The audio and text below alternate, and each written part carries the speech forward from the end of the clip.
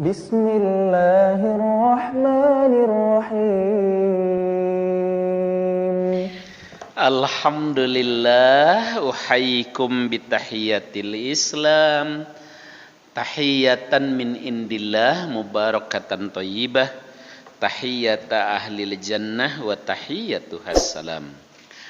Assalamualaikum warahmatullahi wabarakatuh. Alhamdulillah alladzi amarona bisilati rahim wa nahana an qat'iha. Asyhadu an la ilaha illallah wahdahu la syarikalah wa asyhadu anna Muhammadan abduhu wa rasuluh. Allahumma iftah lana qulubana wa alhimna rusydana wahdina ila siratikal mustaqim. Faqala ta'ala a'udzu billahi as-sami'il 'alim minasyaitonir rajim. Ya ayyuhalladzina amanu ittaqullaha haqqa tuqatih wa la tamutunna illa wa antum muslimun, amma ba'du. Terima kasih kesempatan yang diberikan Bapak-bapak dan saudara-saudara jamaah maghrib, jamaah ngaji kitab Al-Adabul Mufrad, jamaah yang saya cintai, yang disayangi Allah Subhanahu wa ta'ala. Bersyukur kita kepada Allah di malam yang barokah ini kita dapat melanjutkan ngaji kita. Dan sekarang bab baru, bab ke-42, yaitu babu man ala salasa akhawat.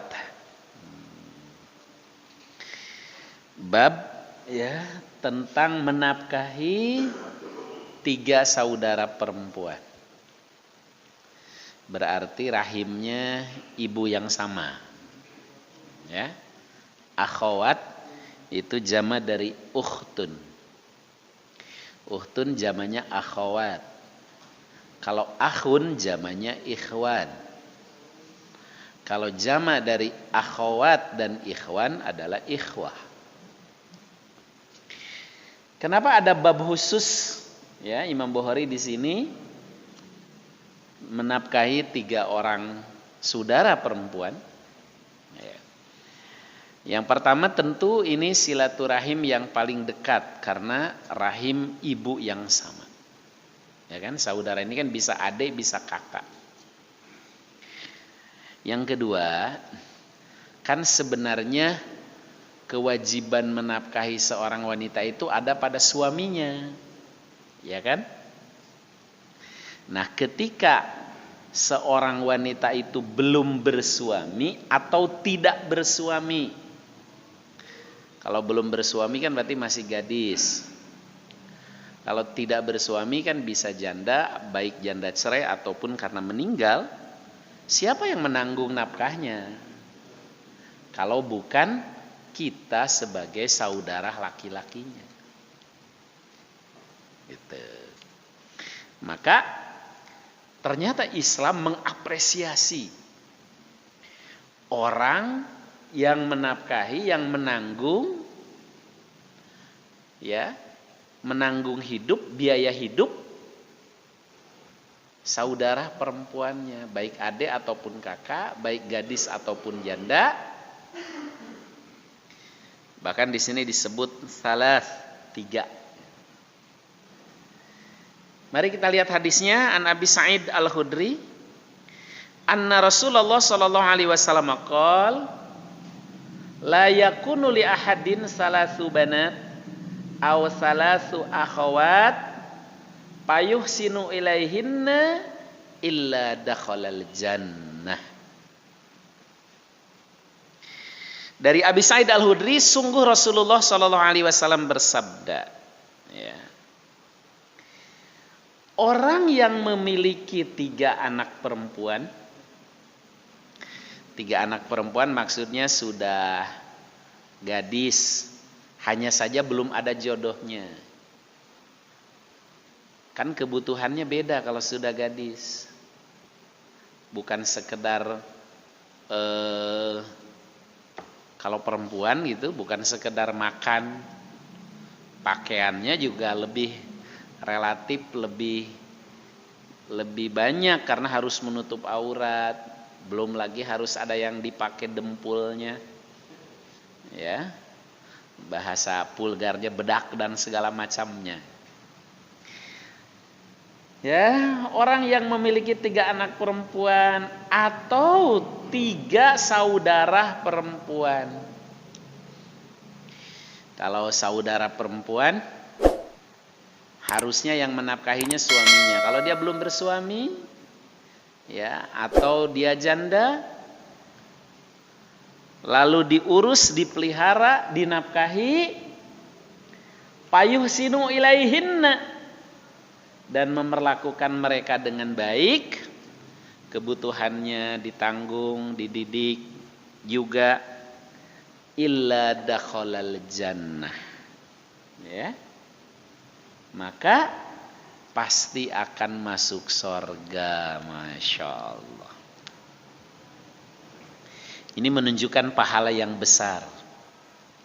Kalau kita punya saudara perempuan, berarti rahim ibu yang sama, apakah itu adik ataupun kakak, baik gadis ataupun janda, ketika kita urus, kita nafkahi dengan baik, bahkan dididik, ya, bahkan memperlakukannya sama seperti kepada anak gadis kita, anak perempuan kita, itu pahalanya luar biasa, dapat mengantarkan ke surga. Jadi jelas dalam Islam pintu menuju surga itu bukan hanya ada di masjid. Saya ulangi, pintu masuk surga itu bukan hanya di masjid, tetapi juga dalam rumah ketika kita mendidik anak-anak kita, bahkan memelihara anak gadis, bahkan di rumah orang tua ketika kita memperlakukan saudara perempuan, adik ataupun kakak dengan baik. Kan banyak kasus terutama yang janda, ya kan? Banyak kasus terutama yang janda karena dianggap sudah pernah menikah, dianggap sudah mandiri. Padahal sebenarnya dia kesusahan, nggak ada yang ngurus, nggak ada yang nyari nafkahin. Nah kadang saudaranya nggak mau tahu, ya, saudaranya kadang nggak mau tahu. Padahal ini butuh untuk kehidupan. Seharusnya kan bukan hanya menanggung kebutuhannya, tapi juga mencarikan jodoh barunya. Ya, bukan hanya menafkahi keluarga, nafkahnya, bahkan seharusnya kita mencarikan lagi jodohnya. Tidak boleh membiarkan saudara itu menjanda atau hidup sendirian. Karena bagaimanapun dalam Islam menikah itu jauh lebih baik. Ya. Nah, coba perhatikan para sahabat. Itu tidak ada satupun istri-istri sahabat itu, apakah yang suaminya gugur di medan jihad, syahid, ya, kecuali tak lama kemudian akan dilamar lagi oleh sahabat yang lainnya. Oleh karena itulah Islam kemudian sangat mempermudah yang namanya pernikahan, sehingga janda-janda itu tidak dibiarkan, dia harus menghidupi dirinya dan anak-anaknya. Karena tak lama kemudian ada yang menanggung. Nah, andai kan tidak atau belum dapat jodoh pun, Islam kemudian memerintahkan bahwa saudara laki-lakinya itu punya kewajiban ngurus. Dan kalau dia ngurus, bahkan sama seperti dia ngurus anak gadisnya, dia sama dengan mendapatkan tiket ke surga. Masya Allah. Ya, makanya seringkali kita ngelihat ya, ada orang yang Ke masjid boleh jadi jarang. Ikut di pengajian boleh kali nggak pernah kelihatan. Tapi begitu meninggal, wajahnya cukup menyejukkan, tersenyum. Ternyata dia baik kepada saudaranya, kepada tetangganya. Maka dia punya amal soleh lain sebagai unggulan. Di antara pesan Syekh Ali Jabir, apa nih, Dek?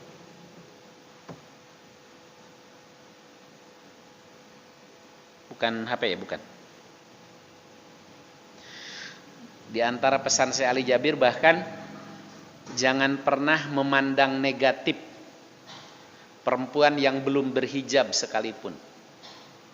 Jangan pernah memandang negatif perempuan yang belum berhijab, ya, belum berjilbab maksudnya sekalipun. Kenapa? Boleh jadi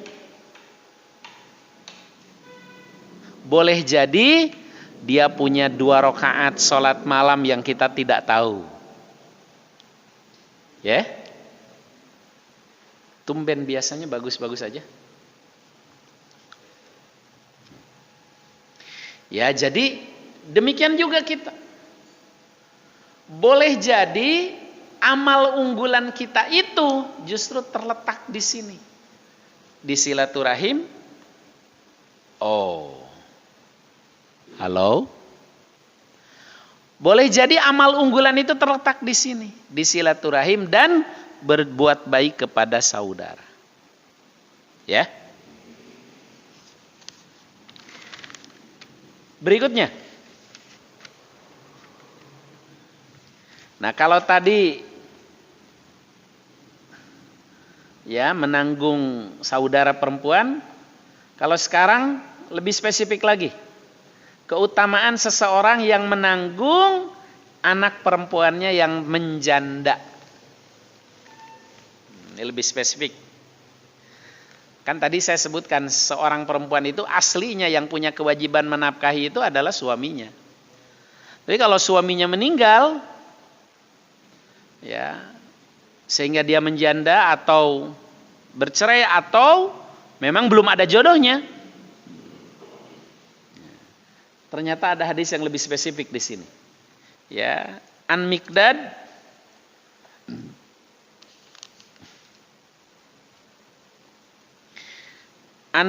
bin Ma'di Karib annahu sami'a Rasulullah sallallahu alaihi wasallam yaqul ma'at manta nafsak fahuwalaka sadaqah wa ma'at amta waladak fahuwalaka sadaqah wa ma'at amta zaujak fahuwalaka sadaqah wa ma'at amta khadimak fahuwalaka sadaqah. Ma'at amta nafsak fahuwalaka sadaqah, makanan yang engkau berikan untuk dirimu sendiri itu adalah sedekah bagimu. Jadi kita mencari nafkah yang halal untuk menghidupi kita diri sendiri pun dalam Islam dinilai sedekah. Kemudian makanan yang engkau berikan pada anakmu itu juga sedekah. Makanan yang engkau berikan pada istrimu itu juga sedekah. Makanan yang kau berikan pada pelayanmu, pembantumu, itu juga sedekah. Makanya jangan suka menggugat amal. Ya. Kadang-kadang kita suka menggugat amal soleh. Kalau kesel sama anak, kamu ya, udah gua sekolahin, gua kuliahin, sekarang kelakuan begitu sama bapak. Nggak boleh itu. Sekesel-keselnya kita sama anak, jangan suka menggugat apa yang sudah kita berikan. Kenapa? Ya sayang aja menghapus nilai kita di hadapan Allah. Padahal di hadapan Allah itu bukan hanya bernilai amal soleh, tapi bahkan ada tambahan bernilai sedekah. Yang kedua, kalau dibalikin nggak enak, ya kan? Kalau anaknya berani ngomong terus ngebalikin kan nggak enak. Coba suruh punya gua kan gitu. Bakal jadi ribut. Jadi sekesal apapun sama anak, jangan menggugat amal soleh kita. Kalau anak kesel itu, ngeselin gitu, introspeksi saja. Apa kesalahan kita ini yang perlu ditobati secara khusus? Ya. Kalau anak tiba-tiba ngeselin gitu, introspeksi aja, apa kesalahan kita ya Rob? Sehingga perlu ditobati secara khusus. Jangan-jangan dulu kita ngeselin orang tua kita. Ya. Karena ternyata para jamaah, yang kita berikan kepada anak kita, kepada istri kita, bahkan kepada pembantu kita, itu di hadapan Allah udah bernilai sedekah. Ya. Bernilai amal soleh, maka jangan pernah digugat amal soleh itu. Kan sayang. Kemudian pahalanya hilang. Kalaulah misalnya kita nih mau gitu anak kita tuh ya mbok ngerti gitu. Jangan kita yang ngomong. Biarkan orang lain yang ngomong, apakah itu guru ngajinya atau siapalah yang omongannya didengar. Nah, kamu kan sekarang udah kerja, udah punya penghasilan. Ya, kamu berbagi dong sama bapakmu, walaupun bapakmu nggak minta, tapi kalau dikasih mah dia seneng. Nah, yang harus ngomong gitu tuh jangan kita, orang lain. Gitu ya. Supaya natural, alami, lahir dari kesadaran dan tidak menggugat amal. Tapi kalau kita jangan sampai keluar bahasa, gua udah didik lu, gua udah sekolahin, gua udah kuliahin. Ya. Dek. Nah, apalagi kalau ini hanya kalau ya. Apalagi kalau anak kita itu misalnya ya menjanda dan kemudian kita urus kembali karena sudah nggak ada suaminya, maka bukan cuma bernilai sedekah anak ngasih ke orang tua ngasih ke anak, tapi juga di situ ada menafkahi seorang janda. Jadi ada tambahan nilai. Bukan hanya ngasih orang tua ke anak, tapi juga bernilai silaturahimnya ada, bahkan termasuk memperhatikan ya janda-janda yang andaikan orang lain saja berpahala, ketika anak sendiri tentu nilainya menjadi berlipat-lipat. Ya. Naudzubillah min dzalik. Kalau di daerah tertentu, kalau punya anak janda malah dijadikan komoditi.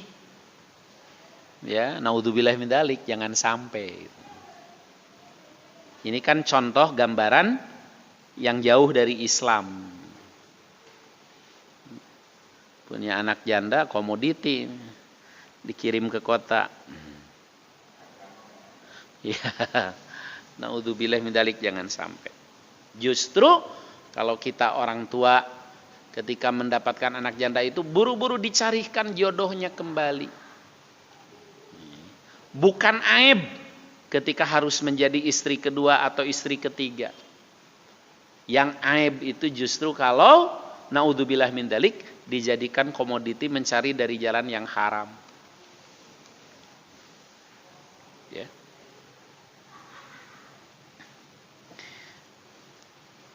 Mudah-mudahan ya cerita-cerita di daerah tertentu itu sekarang sudah nggak ada lagi, mudah-mudahan.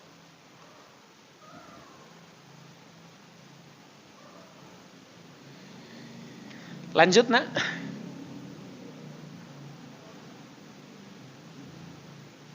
Nah ini ada bab peringatan tertentu nih. Ya. Anak bisa menyebabkan seseorang menjadi kikir dan pengecut.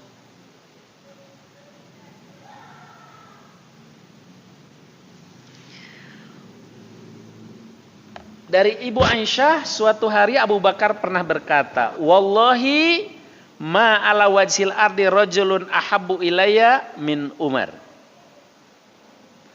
Demi Allah, tidak ada di dunia ini seorang pun yang paling aku cintai daripada Umar bin Khattab, kata Abu Bakar.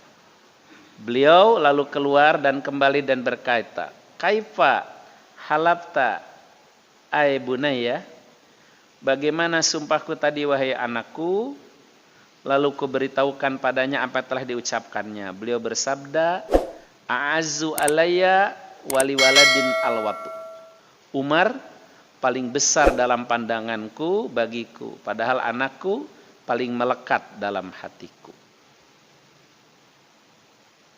Terus cukup ya?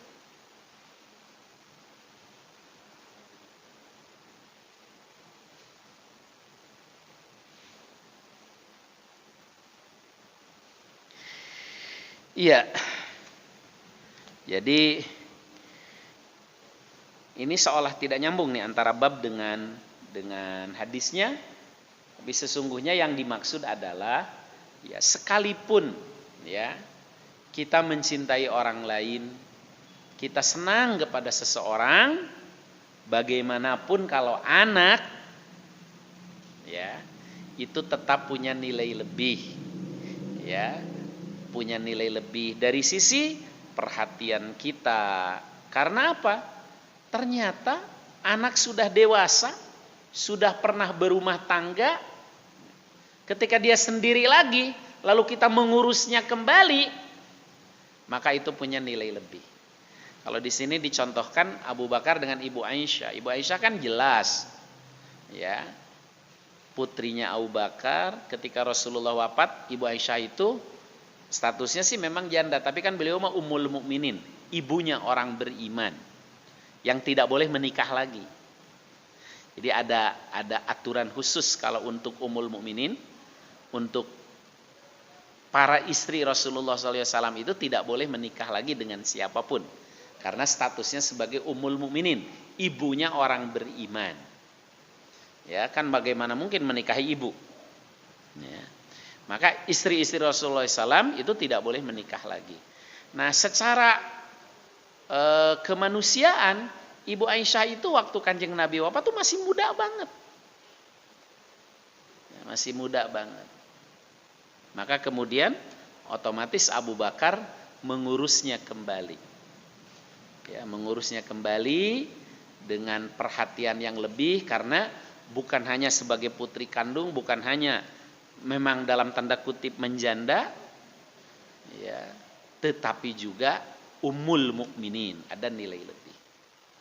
Nah, namun Abu Bakar pernah terucap kalau Umar itu adalah orang yang paling dicintai. Nah, Ibu Aisyah sempat merasa nggak enak gitu, ketika bapaknya bilang kok Umar yang lebih dicintainya. Tapi beliau kemudian meralat, Umar memang saya cintai, tapi kan kalau putriku adanya di hatiku. Ya, artinya apa? Ya, kadang-kadang memang pengaruh anak itu membuat orang tua bisa menjadi pelit kepada yang lain. Nah, yang tidak boleh adalah kemudian saking mementingkan anak lalu melupakan perhatian kepada orang lain. Itu yang tidak boleh. Tapi kalau melebihkan perhatian kepada anak, sah-sah saja. Ya, sah-sah saja, dan itu bernilai sedekah. Yang salah kalau hanya memperhatikan anak saja, sehingga yang lainnya tidak diperhatikan lagi. Padahal itu saudara misalnya. Padahal itu masih ada hubungan rahim. Itu yang salah. Islam mengakui bahwa bagaimanapun kepada anak kita punya kecintaan yang lebih. Bahkan diapresiasi ketika kita memperhatikan anak kita, ada nilai sedekah di sana. Yang tidak boleh kalau kemudian membuat kita menjadi pelit kepada yang lain hanya karena terlalu mementingkan anak. Itu aja yang tidak boleh. Jadi seorang muslim proporsional dan profesional. Proporsional kepada anak wajar punya perhatian lebih. Namun tidak menghalangi bahwa kita juga berbuat baik kepada yang lainnya, apalagi yang masih ada hubungan saudara. Ya. Misalnya adik atau kakak, apalagi kalau adik atau kakak itu janda yang harus diperhatikan. Kan siapa lagi akan memperhatikannya kalau bukan kita? Ya. Lanjut nak. Saya pernah melihat Ibnu Umar ketika ditanya mengenai hukum seekor nyamuk yang dibunuh. Dia lalu yang bertanya pada yang nanya, dari mana kamu? Orang itu menjawab, dari Irak. Ibnu Umar berkata, lihatlah, orang ini bertanya kepadaku mengenai masalah darah seekor nyamuk. Padahal mereka telah membunuh cucu Rasulullah SAW, yaitu Husain. Saya telah mendengar Rasulullah SAW bersabda, huma raihaniyah minad dunya. Keduanya, Hasan dan Husain, adalah wewangianku di dunia. Terus, nah, jadi suka ada orang, ya, kalau hal-hal yang kecil dibesar-besarkan, tapi kewajiban yang paling dasar, yang paling pokok malah dilupakan. Ya, tadi saya ngobrol di kantor, ya, banyak orang yang teriak-teriak tegakkan syariat Islam, tapi subuh aja nggak pernah ke masjid. Paling keras kalau bicara, sampai Pancasila dibilang togut, ya musyrik lah. Tapi ke masjid aja nggak pernah. Ikut ngaji cuman di kelompoknya aja, yang lain nggak mau. Nah itu namanya hal-hal yang kecil dibesar-besarkan, tapi hal yang inti, yang pokok justru dilupakan. Nah, ini nggak boleh. Persis seperti orang Irak ini. Dia nanya mengenai nyamuk yang dibunuh. Mukul nyamuk ada darahnya. Dia nanya hukumnya tuh darah. Kata Ibnu Umar, kamu orang mana? Irak. Darah nyamuk kamu persoalkan, tapi cucu kanjeng Nabi yaitu Husain dibunuh oleh orang Irak. Nah, maksudnya jangan sampai seperti itu. Hal-hal yang prinsip, yang elementer, ya dilupakan, tapi yang besar-besar selalu dipersoalkan. Ya, kalau ngomong gede, ya ini umat Islam ngomong bersatu sih susah sih, maunya berkelompok-kelompok aja. Tapi dia sendiri nggak pernah mau ke masjid, dengan tetangga aja nggak akur, ikut kerja bakti nggak pernah. Jangan sampai seperti itu. Atau, ya kalau kalau untuk kelompoknya perhatiannya luar biasa, tapi saudaranya, adiknya, kakaknya yang miskin nggak pernah diperhatikan. Nah ini contoh yang keliru. Tidak boleh, ya. Seperti perumpamaan orang tadi menanyakan hukum darah nyamuk, tapi menumpahkan darah cucu kanjeng Nabi Shallallahu Alaihi Wasallam. Nah ini untuk introspeksi kita. Maka harus proporsional, ya. Jangan sampai kita itu terkenal ekstrim keras untuk hal-hal yang sebenarnya tidak perlu keras, tapi kepada hal-hal yang pokok justru kita masih melupakan. Ya. Itu namanya tidak tepat, ya. Boleh jadi tidak salah, cuman tidak tepat. Maka saya sering mengatakan kepada kita, jangan sampai kita ini terkenal ahli pengajian, ahli ibadah, ahli ke masjid, tapi dengan saudara kita sendiri yang notabene masih satu rahim, nggak mau tahu, nggak ada pedulinya. Ya. Atau sebaliknya, sering mempersoalkan hal-hal yang tidak terlalu prinsip, tapi yang pokok malah diabaikan. Ya, punten, bismillah.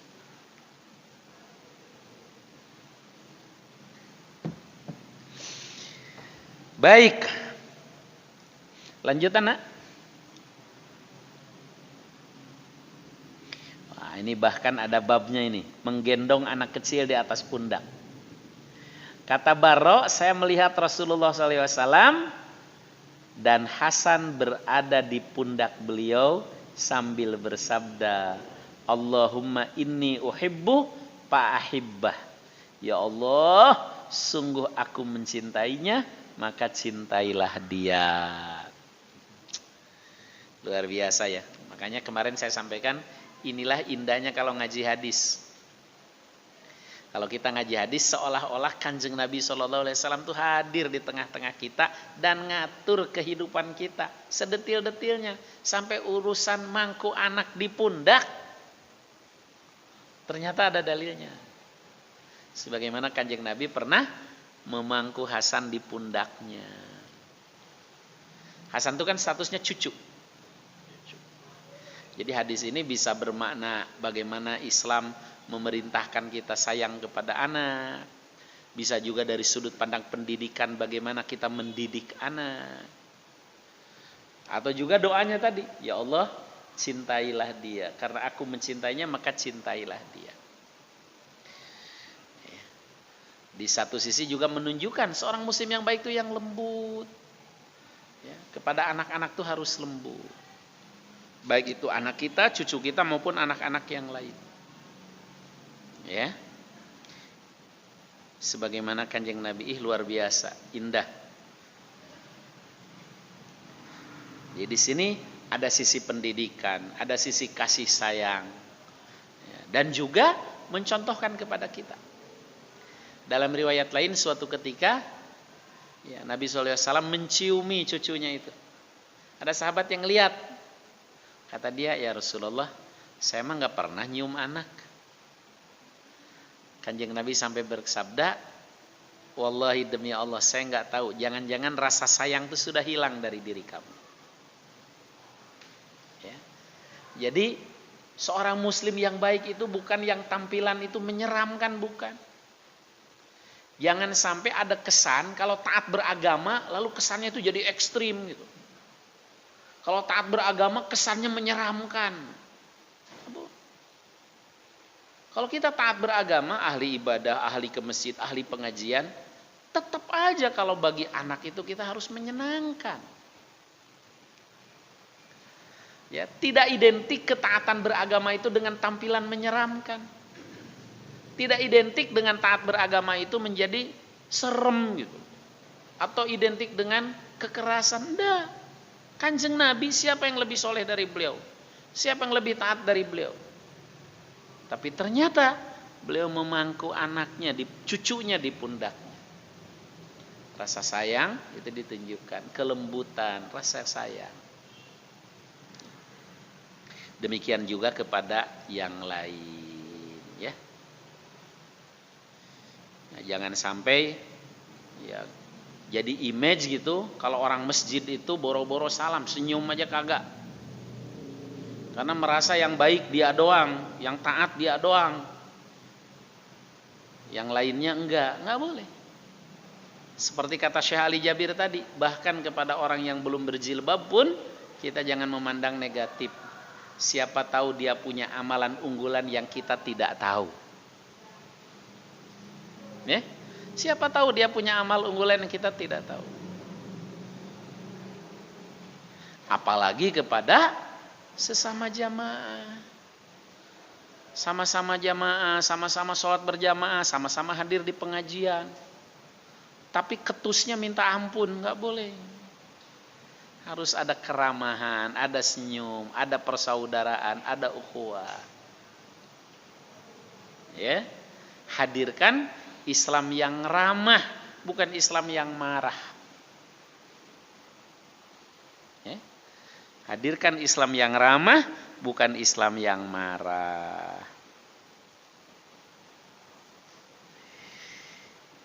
Sebab anak adalah penyejuk mata. Ya, dari Jabir bin Nufair, kami pernah duduk bersama Miqdad bin Aswad suatu hari. Lalu ada seseorang yang lewat sambil berkata, tuba lihatain al-ainain allatain ra'ata Rasulullah sallallahu alaihi wasallam wallahi lawudidna ana ra'aina ma ra'ait wa syahidna ma syahidta. Ya.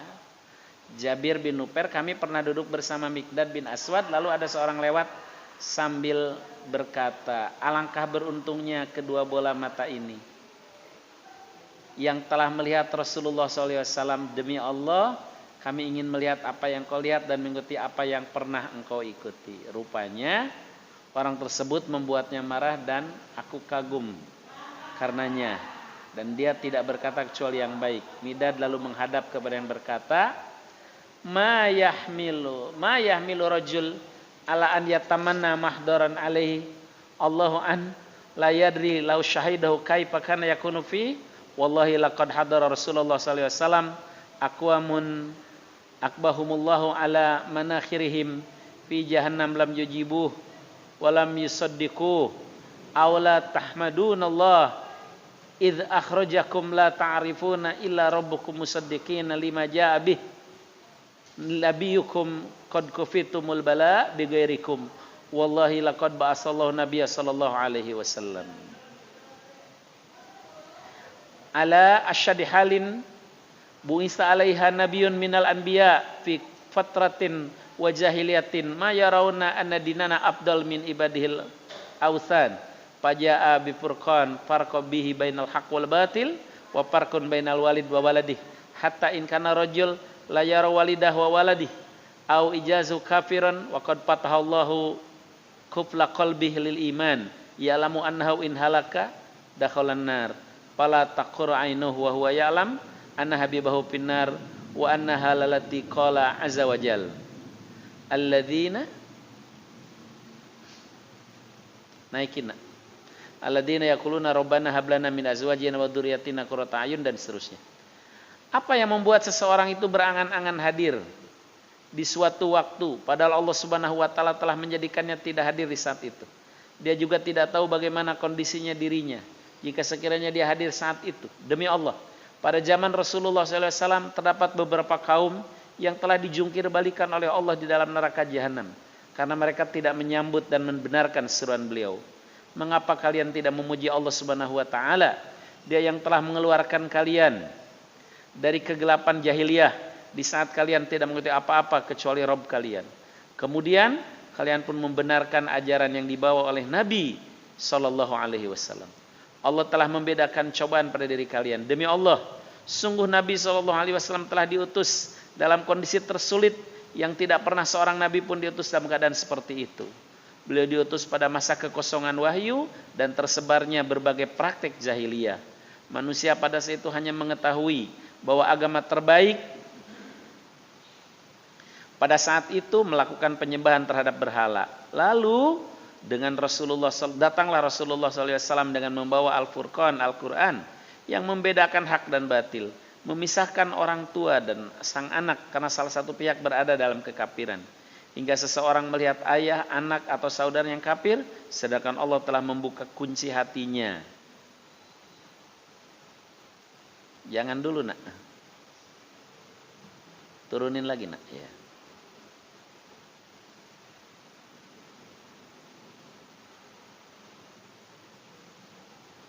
Kunci hatinya dengan iman.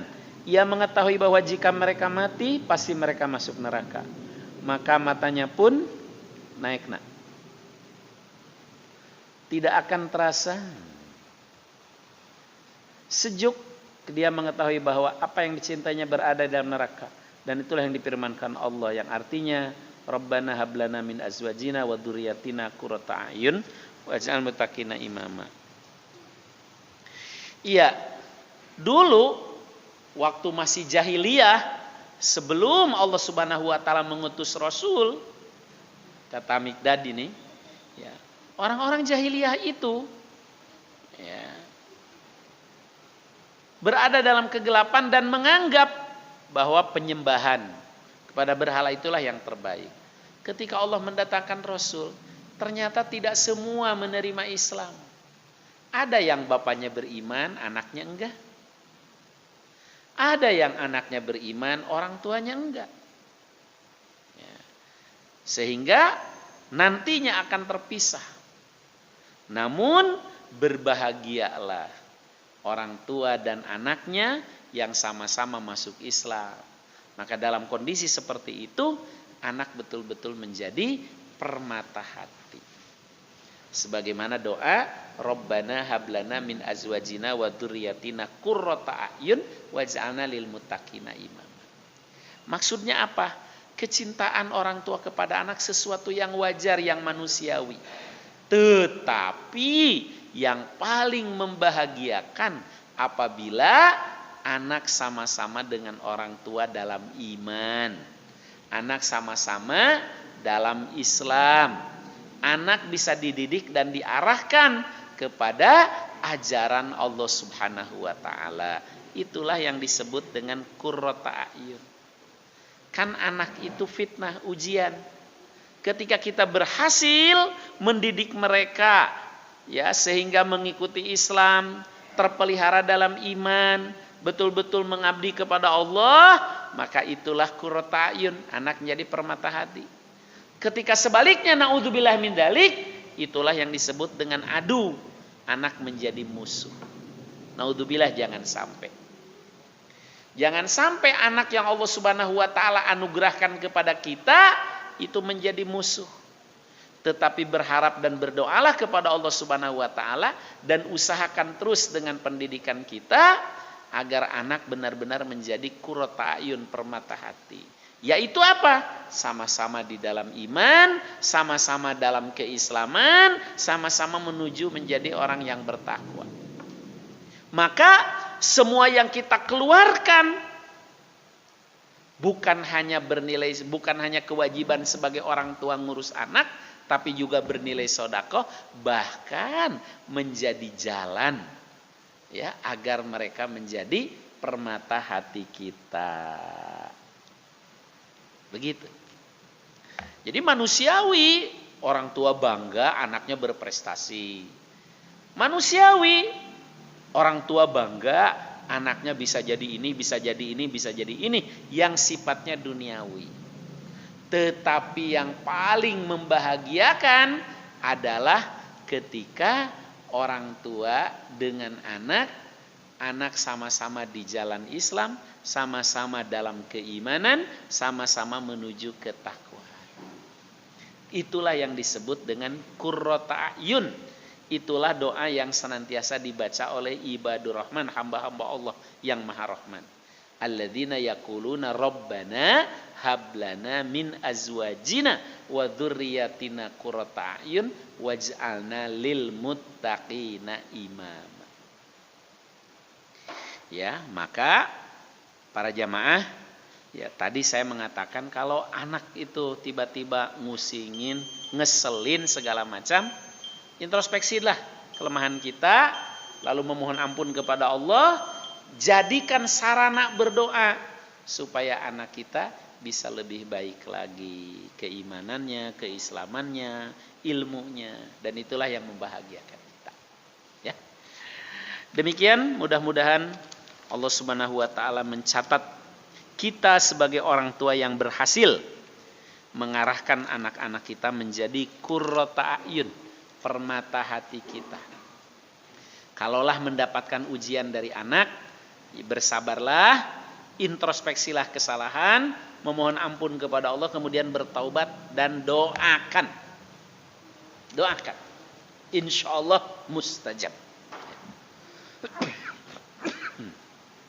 Subhanakallah bihamdik, asyhadu an la ilaha illa anta, astaghfiruka wa atubu ilaik. Assalamualaikum warahmatullahi wabarakatuh.